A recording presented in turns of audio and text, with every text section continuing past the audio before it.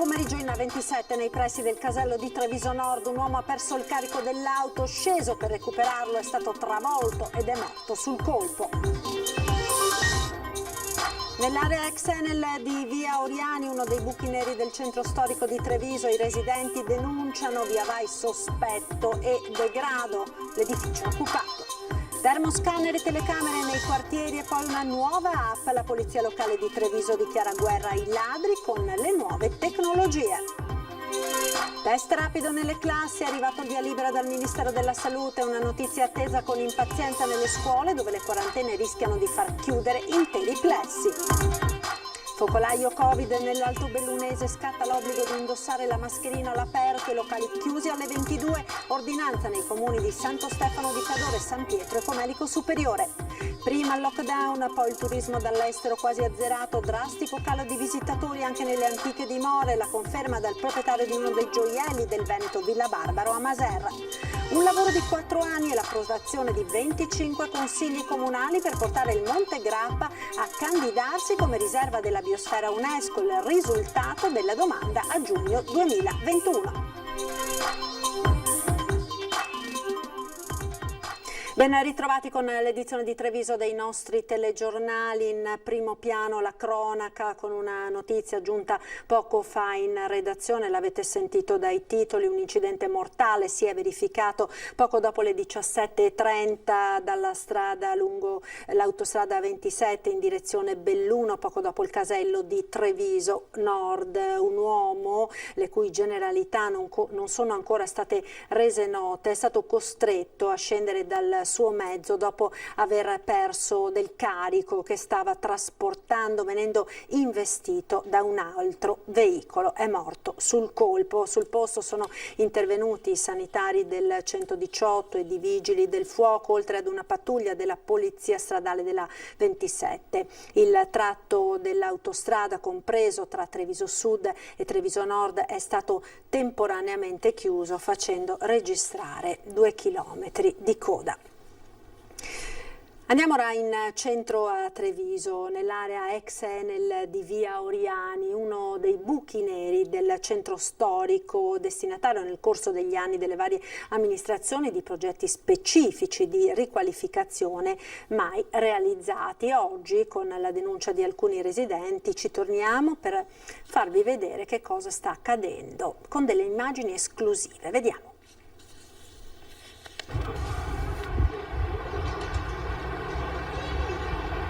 Arriva a passo lento, fa finta di telefonare, si guarda attorno, in un baleno entra, nessuno lo vede, ma succede tutti i giorni. Ex Enel via Oriani, uno degli ultimi edifici abbandonati nel cuore della città, è da anni rifugio di sbandati e lo dimostrano queste immagini. Questo è l'ultimo accesso di stamattina.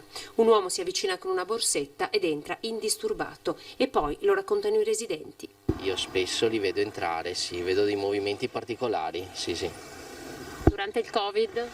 Durante il Covid si creavano questi gruppetti di persone che dopo entravano dentro senza mascherine, senza nessun dispositivo, entravano e poi uscivano a volte da soli, a volte arrivavano da parti diverse e entravano dentro. Una situazione che con il lockdown si sarebbe addirittura acuita con un via vai continuo di interi gruppi. Spesso chi bivacca porta Carlo Alberto lascia avanzi di cibo e vestiti dietro l'edicola chiusa ormai da anni, oppure all'ex Simonetti. Tra porte murate e finestre rotte la vista non arriva oltre i primi pochi metri perché l'ingresso è stato completamente colonizzato dalla vegetazione. Io ho fatto parecchie segnalazioni alla polizia locale, ho comunicato anche al sindaco questa situazione qui, perché sicuramente è una situazione sulla quale bisogna porre un attimino di attenzione, un po' anche in tutta l'area, perché comunque anche l'ex Simonetti, la fabbrica di fronte o il verde incolto che non permette alle carrozzine di passeggiare. L'area ex Enel è uno dei contenitori che già la giunta leghista di Gobbo con l'assessore Marton aveva inserito nel piano speciale del centro storico e faceva parte anche del piano di riqualificazione della giunta Manildo. Qui avrebbero dovuto sorgere palazzine su 4 piani e negozi al piano terra, operazione firmata Zoppas Setten. Era il 15 gennaio 2016, una riqualificazione che sfiorava i 700.000 metri quadrati. Ad oggi questo buco nero rimane tale ed evidentemente vi si può accedere facilmente. notte. Ora i residenti chiedono di sapere che cosa ci sia lì dentro e una presa in carico decisa della nuova amministrazione. E proprio situazioni come questa possono diventare oggetto di segnalazioni con la nuova app messa a punto dal comando di polizia locale di Treviso per mappare il territorio. Oltre a questa ci sono anche altre nuove dotazioni, tra cui termocamere e telecamere nei quartieri.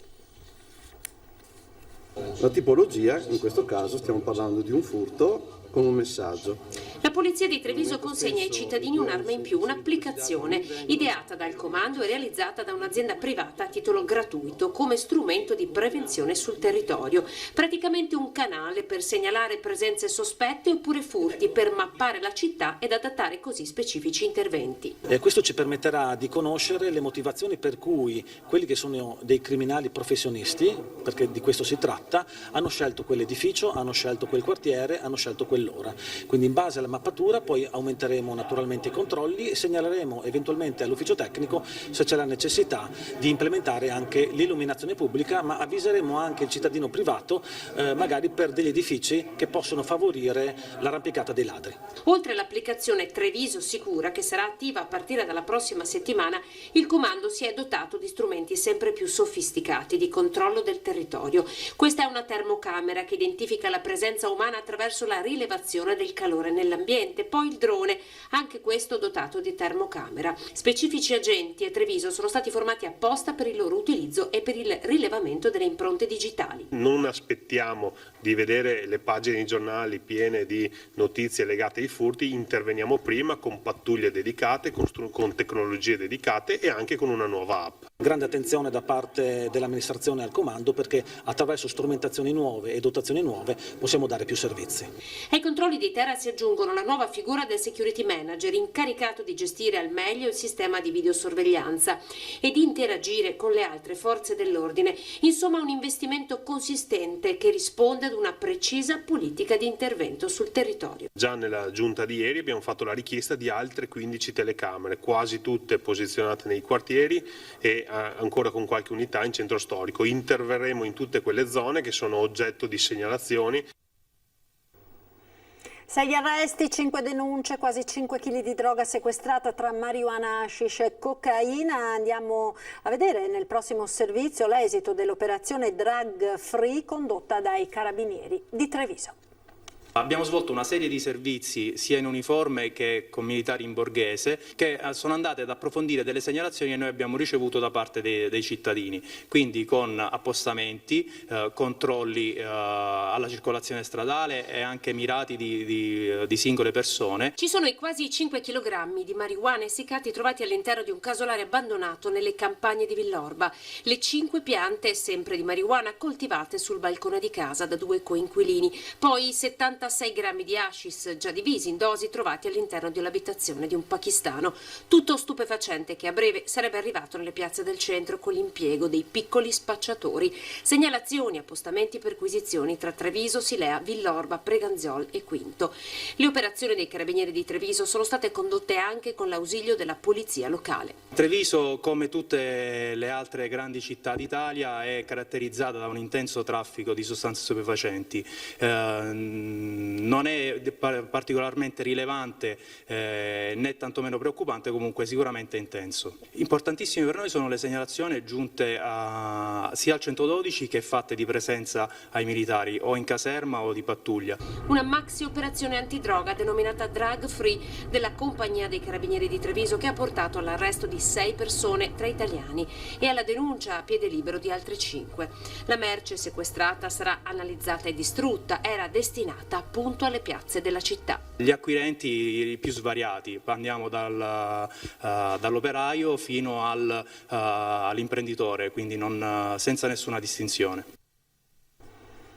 Chiusura immediata del centro di accoglienza di Oderzo. Il deputato pitergino della Lega Franco Manzato ha presentato un'interrogazione al ministro Lamorgese su quella che definisce la vergogna annunciata nell'ex caserma Zanusso. Manzato si riferisce ai 61 positivi accertati al Covid-19, di cui 58 immigrati e 3 operatori. Peraltro, afferma Manzato, un grave remake di quanto già avvenuto al centro d'accoglienza dell'ex caserma Serena di Dossona. Conferma che la scelta dell'attuale maggioranza vigilanza di governo di non attivare misure di contrasto ai flussi migratori irregolari verso il nostro paese sta esponendo la popolazione a continui ingiustificati e gravissimi rischi per la sicurezza e la salute, così conclude il deputato opitergino Franco Manzato.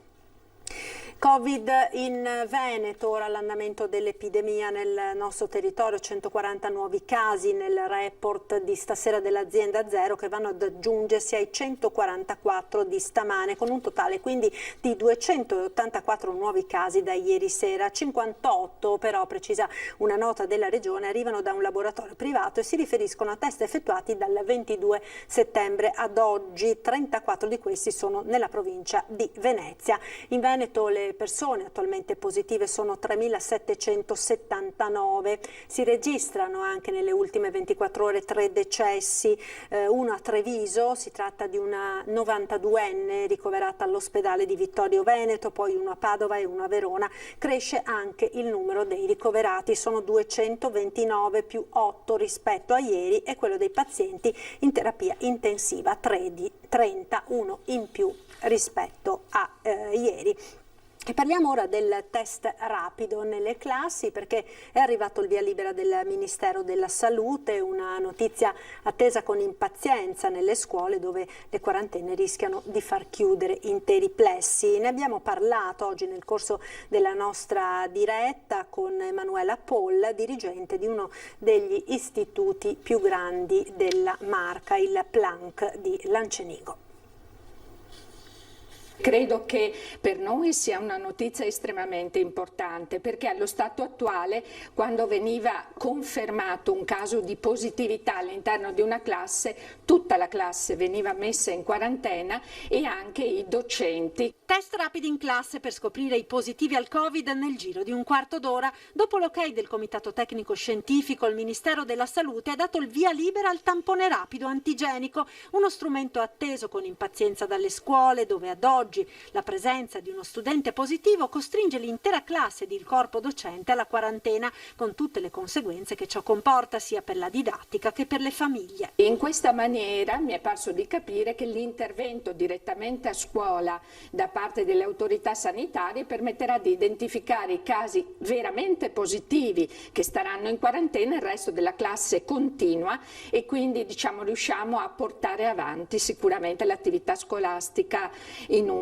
modo decisamente migliore, altrimenti una classe dopo l'altra nell'arco di un mese, a parere mio, non avremmo avuto la possibilità proprio di tenere aperto. I dirigenti scolastici ora attendono le linee guida per poi procedere con la richiesta dell'autorizzazione ai genitori di effettuare il test ai propri figli qualora in classe venisse individuato un positivo. Ora attendiamo anche noi le nostre istruzioni che ci verranno dall'ufficio scolastico e ovviamente dal Dipartimento di Prevenzione, e poi procederemo con le autorizzazioni. Io credo che anche i genitori la valutino come una misura efficace e positiva per quanto può riguardare proprio la gestione di questi casi. Insomma, va incontro agli interessi di tutti, secondo me. Fondazione Cassamarca e le università di Padova e Ca' Foscari di Venezia hanno approvato una nuova convenzione che ridefinisce i rapporti tra gli enti. Le due università avranno in comodato gratuito il compendio di San Leonardo e Palazzo della Dogana per i prossimi anni fino all'anno accademico 2025-2026 e Venezia avrà a disposizione per il prossimo anno accademico anche l'ex distretto. Le due università hanno aderito alla richiesta di Fondazione di rinegoziare i rapporti, permettendo così di mantenere le due università nelle sedi storiche e accettando di commisurare gli impegni di Fondazione alle sue attuali possibilità. La politica ora con il ballottaggio a Castelfranco tra Sartoretto e Marcon, una sfida a colpi di cultura tra chi pensa a Castelfranco come appunto a una cittadella della cultura e chi rivendica i finanziamenti ottenuti per la nuova sede del Conservatorio Musicale. Sentiamo quindi i candidati a confronto. Scontro a colpi di cultura, quello che si profila tra i due sfidanti al ballottaggio per la città natale di Giorgione, che attrae turismo d'arte ogni anno e affascina per le sue mura medievali. Completamento del Museo dell'Opera del Duomo, d'intesa con la parrocchia del Duomo, con la diocesi di Treviso e con altre sinergie pubbliche e private che andranno trovate. Non è possibile che da 13-14 anni ci sia un cantiere che si trova al getto del primo solaio e che è stato messo in sicurezza ma completamente abbandonato, perché riteniamo che sia un vulnus nel centro storico della città e sia una grossa opportunità che Castelfranco perde. E poi la musica con il conservatorio dedicato ad Agostino Stefani, punto di riferimento per i giovani musicisti, che avrà la nuova sede grazie ai finanziamenti ministeriali ottenuti di recente con la Casa della Musica nel complesso Riccati Serviti. E noi siamo già andati avanti rispetto a questa idea, nel senso che il polo culturale l'abbiamo concretizzato assieme al conservatorio con la riqualificazione dell'immobile di via Riccati. Ricordo che il conservatorio è soggetto che ha avuto un contributo da 10 milioni di euro grazie all'amministrazione, questa amministrazione, che ha messo i soldi per fare il progetto e ha dato in comodato gratuito un immobile per i prossimi 50 anni al conservatorio Stefani. E continuiamo con la politica. Nella Marca all'interno di Forza Italia ancora forti malumori dopo l'esito elettorale. A chi chiede le dimissioni del coordinatore Fabio Chies, attuale sindaco di Conegliano, risponde con fermezza il deputato Raffaele Baratto. Credo assolutamente che comunque un'analisi all'interno del partito bisognerà assolutamente farla, però dividendo l'atomo credo che non si vada assolutamente da nessuna parte. Fanno solo il male del partito, secondo il deputato trevigiano Raffaele Baratto, quelli che chiedono le dimissioni del coordinatore provinciale Fabio Chies alla luce dei deludenti risultati elettorali che hanno visto le file di Forza Italia assottigliarsi drasticamente. La riflessione sul futuro del partito, dice Baratto, va fatta ad altri livelli. Il coordinatore Fabio Chies, tra l'altro sindaco di Conegliano, credo ormai uno dei pochi sindaci a livello italiano sopra i 30.000 abitanti, ha sempre gestito in maniera eccellente questo partito. Credo che però intanto bisogna fare un'analisi seria di questa tornata elettorale, iniziando a livello nazionale, perché vediamo Granai d'Italia che era la Puglia e la Campania, uno al 9%, proprio il massimo la Campania che era al 5%. Nel Veneto un Luca Zaia che è stato premiato in maniera forte. Fabio Chies come coordinatore sta aprendo già al centro, ai civici, che credo sia questo il futuro. Mi auguro che si faccia anche a livello nazionale, altrimenti non andiamo da nessuna parte. Se non si parla di rinnovamento, il partito ha un solo destino: scomparire. Non è cambiando gli uomini che si intraprende una nuova strada, conclude Baratto, rischia anzi di essere un clamoroso autogol. Oggi c'è bisogno assolutamente di un centro moderato per le partite IVA, per quelli che noi siamo sempre stati, per la gente comune. Questo ci serve assolutamente. Credo che il coordinatore di Forza Italia di Treviso stia bene dove sta, perché ha sempre lavorato bene, e assolutamente dividere in questo momento sia la follia umana. 4 amministrazioni comunali si sono messe insieme per favorire il sostegno economico delle attività di impresa dei propri territori, un'iniziativa unica nel suo genere nella Marca. Vediamo. Eccoli tutti insieme i sindaci di Istrana, Morgano, Quinto di Treviso e Zero Branco. Hanno deciso di fare squadra con un obiettivo ben preciso: lanciare un piano denominato 4 Comuni Garanzia Impresa per il rilancio e lo sviluppo dell'economia nel territorio. Grazie a questo progetto le amministrazioni comunali vogliono dare un sostegno economico alle tante attività presenti nei propri territori che per colpa della pandemia si sono ritrovati in difficoltà. Firmando questo patto che aiuta al microcredito agevolato, quindi in collaborazione con le associazioni di categoria, i Cofidi e il sistema bancario. Si tratta di un plafond di 420.000 euro, utilizzabile con dei finanziamenti che vanno da 5 a 15.000 euro, che prevedono una durata massima di 72 mesi con un preammortamento di 24 mesi. Non è prevista nessuna spesa bancaria e nemmeno anche per l'acquisizione della garanzia del consorzio, e quindi insomma è veramente un grande sostegno che vogliamo dare alle imprese di questi 4 comuni. Disporre della liquidità necessaria alla continuità imprenditoriale non è facile, i comuni lo sanno. Il microcredito potrà essere utilizzato anche per rilanciare o innovare l'azienda. Siamo sicuri che dando dei piccoli tagli, anche delle piccole richieste, quindi con un minimo di 5.000 euro, 10.000 euro, potremo essere di aiuto a quelle imprese che hanno subito uno stop a causa del Covid-19. Questa iniziativa di aiuto alle imprese è la prima nel suo genere nella nostra provincia. Aver agito come singolo comune, per piccoli comuni soprattutto, avrebbe significato poco. Esserci messi insieme con 5 amministrazioni, con una popolazione molto ampia, significa dare veramente possibilità a chi ne ha bisogno di usufruire di questa importante risorsa. Attività imprenditoriale e residenza in comuni diversi non sarà un problema. Perché di fatto i miei concittadini possono lavorare su imprese, su aziende dei comuni limitrofi e quindi non era il caso di soffermarsi solamente al tessuto economico del mio comune, ma anche di quelli attorno a me. Ci fermiamo ora per la pubblicità, linea alla regia. Ci rivediamo tra pochissimo, restate con noi.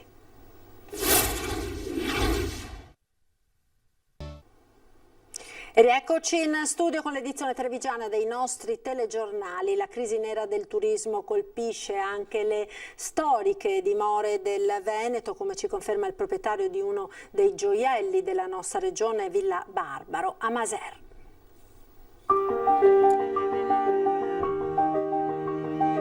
Sono dei beni nostri, ma sono dei beni di tutta la comunità. Le chiusure e i timori legati all'emergenza sanitaria hanno colpito duramente il flusso di visitatori che ogni anno, dall'Italia e dall'estero, andavano alla scoperta delle antiche dimore come il gioiello di Maser, Villa Barbaro, patrimonio UNESCO. Il proprietario, Vittorio Dalleore, ripercorre un 2020 non facile. In primavera, che è la stagione principale per le persone che vengono a visitare le ville venete, siamo stati chiusi, per cui i visitatori zero. I visitatori sono quelli che ci permettono di mantenere queste splendide dimore. Le immagini, tutte le manutenzioni che uno deve costantemente fare, da il giardino che ci siano i visitatori o no, bisogna tenerlo in ordine. Le manutenzioni regolari di qualsiasi casa, che qui vengono moltiplicate per la superficie, per il volume di questo edificio e anche per l'attenzione che uno deve avere, essendo un edificio storico. Quando ormai alle porte dell'estate si è tornati ad accogliere i visitatori, sono stati per lo più i veneti a venire a scoprire, spesso per la prima volta, la villa. Sono mancati quasi del tutto gli stranieri. Il pubblico, diciamo, dagli Stati Uniti è zero, perché quando vengono devono fare 2 settimane di quarantena, per cui è praticamente impossibile. È ricominciato un pochino il movimento europeo, ma ovviamente tutti i paesi sono molto attenti a questo problema, che è molto grave, per cui il movimento è molto limitato. E sono mancate naturalmente le scolaresche. L'appello e la speranza ora è che, con tutte le precauzioni del caso che nel complesso di Villa Barbaro sono state adottate, le visite riprendano in maniera consistente. Sicuramente quelli che vengono trovano un'atmosfera molto bella, perché anche nelle nostre città d'arte ci siamo tutti resi conto che non c'è la resa dei visitatori, e il tipo di turismo che si può fare in questo periodo è un turismo sicuramente di una qualità molto migliore. Un lavoro di 4 anni, e dentro il mese di ottobre l'approvazione di tutti i consigli comunali stanno per portare il Monte Grappa a candidarsi come riserva della biosfera UNESCO. Il risultato della domanda a giugno del 2021, oggi la presentazione ad Asolo. 25 comuni, 3 province, Vicenza, Treviso e Belluno, più di 60.000 ettari di territorio. Si candida a diventare riserva della biosfera MAB UNESCO il Monte Grappa. Un corposo dossier ne spiega il perché, una candidatura dal basso sostenuta dalla popolazione. Questa è una grande sfida, e lo è per la delicatezza del territorio, ma perché rappresenta l'ennesima occasione di dare un governo unitario a quest'area qui. E quindi, partendo dalla parte parte sommitale in cui esistono tutta una serie già di vincoli che sono già stati apposti, ma che possono diventare occasione di valorizzazione con una governance unitaria e di sviluppo, diventa particolarmente importante. Fino ad oggi il massiccio del Grappa ha di fatto diviso le 3 province. Con questa candidatura invece si cerca di fare squadra e credo che la forza di questa candidatura parta da 2 aspetti. Uno, che i territori autonomamente in questi anni hanno lavorato per valorizzare questo territorio. La seconda, che c'è la consapevolezza che facendo squadra riusciremo a valorizzare un territorio che ha straordinarie potenzialità. Venerdì la presentazione, poi la parola passerà ai consigli comunali dei 25 comuni che entro ottobre dovranno approvare il dossier.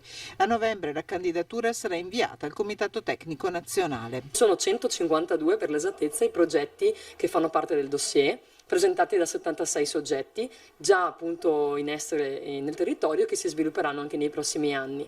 E le aree di pertinenza sono principalmente 3, che corrispondono anche alle funzioni della futura riserva biosfera. Abbiamo la parte di conservazione, tutela del paesaggio, degli ecosistemi e della biodiversità. Il secondo filone di lavoro è quello della sostenibilità, che riguarda più il mondo impresa, e il terzo sono tutti quei progetti legati al mondo della formazione e dell'istruzione. Siamo assolutamente consapevoli, anche perché siamo in costante contatto con il Ministero dell'Ambiente, che il percorso che stiamo facendo è nella giusta direzione e si tratta soltanto di rispettare le tempistiche, così come abbiamo fatto da 2 anni a questa parte. A giugno 2021 il territorio del Monte Grappa conoscerà il risultato. Si avvicina l'appuntamento con il Giro d'Italia. Ad accompagnare la Carovana Rosa ci sarà quest'anno una birra tutta trevigiana.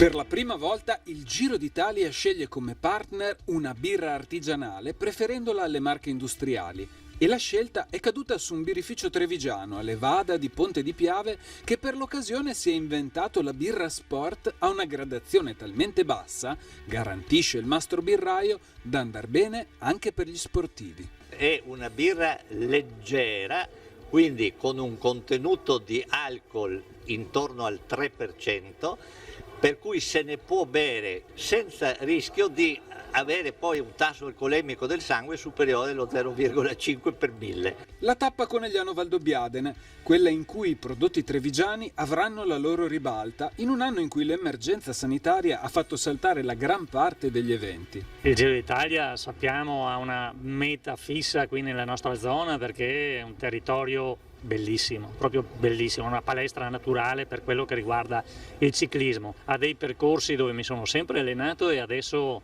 si tende ad andare ancora di più per lo scarso traffico che c'è all'interno, e quindi una palestra naturale che ci permette di portare le tappe del Giro d'Italia, perché ci sono sponsor che le possono portare, e poi soprattutto ci permette di vedere questi grandi campioni da vicino. Realtà imprenditoriali del territorio che non hanno mai fatto mancare la loro vicinanza al mondo sportivo e cercano di non farlo neppure in un periodo non facile come questo. E abbiamo cercato sempre di investire delle risorse per portare avanti un po' quello che è il ciclismo giovanile, ma anche il rugby, per esempio il calcio. Crediamo molto nella funzione dello sport nella nostra società. Non resta quindi che attendere l'arrivo della Carovana Rosa, il 17 ottobre. Cari amici sportivi, vi aspettiamo tutti al Giro d'Italia e vai a tutta birra!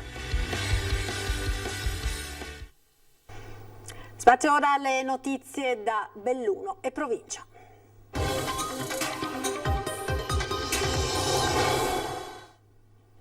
In primo piano il focolaio Covid in Comelico, scatta l'obbligo di indossare la mascherina all'aperto e locali chiusi alle 22. Ci saranno 15 giorni appunto con mascherina obbligatoria all'esterno, chiusura dei locali alle 22. È un piccolo sforzo che chiedo di fare a tutti, anche perché i 15 giorni sono calcolati anche sulla base dei 15 giorni di quarantena. Quindi se riusciamo a mantenere tutte comunque quelle che sono le regole, a rispettarle, dovremo sicuramente uscirne, insomma, negativizzarci si spera, entro 15 giorni. Santo Stefano e San Pietro di Cadore, le amministrazioni comunali hanno deciso di seguire le indicazioni delle autorità sanitarie e della prefettura ed adottare l'ordinanza che impone mascherine all'aperto e chiusura anticipata dei locali pubblici. Sulla stessa linea anche il primo cittadino di Comelico Superiore, Marco Staunovo Polacco, che pur rammaricato per non essere stato invitato al vertice in prefettura, è intenzionato a seguire comunque l'indicazione dei sanitari con misure restrittive per arginare i contagi. 37 i positivi a San Pietro, 23 a Santo Stefano, 12 a Comelico Superiore. Tutti sono asintomatici, tranne una persona che soffriva anche di altre patologie ed è stata ricoverata. Un focolaio che si è propagato all'interno dei nuclei familiari della valle, estendendosi anche alla vicina Sappada. Una situazione che allarma. È degna di attenzione, ma ad oggi non è preoccupante. Dovremmo essere bravi noi a mantenerla e fare ridurre i focolai con i nostri comportamenti. Mi auguro anche che il focolaio si spenga in fretta e esorto tutti i cittadini a mantenere un comportamento corretto, utilizzare le mascherine e non fare assembramenti e fare quello che ci è stato insegnato negli ultimi 6 mesi. Mascherine H24 fuori casa, dunque chiusura anticipata dei locali pubblici. Le misure adottate per contenere la diffusione del contagio in Comelico finiscono per dividere i residenti tra favorevoli e contrari. Sentiamo. Ma è una buona cosa, una buona prevenzione secondo me, così almeno ci tuteliamo. Speriamo di no, che non mi chiudino. Perfetto. Facciamo andare avanti anche noi senza il bar, divertirsi un po'. Quando c'è gente sì, ma se non c'è gente come adesso non vede c'è nessuno, cosa serve la mascherina? Non c'è nemmeno una persona. Forse bisognava stare un po' più attenti tutti prima. Noi siamo stati attenti a primavera quando è successo, perché poi in estate è arrivata tanta gente, probabilmente questo ha scombussolato un po'. Mi spaventa se devo richiudere il negozio perché non è semplice. Adesso bisogna stare attenti, fare tutte le regole che bisogna e speriamo che passi. E se serve arrivare a questo per far capire alla gente che bisogna essere responsabili, ben venga anche questo. Ed è tutto per questa edizione, come sempre in chiusura le previsioni del tempo con il nostro meteo. Arrivederci.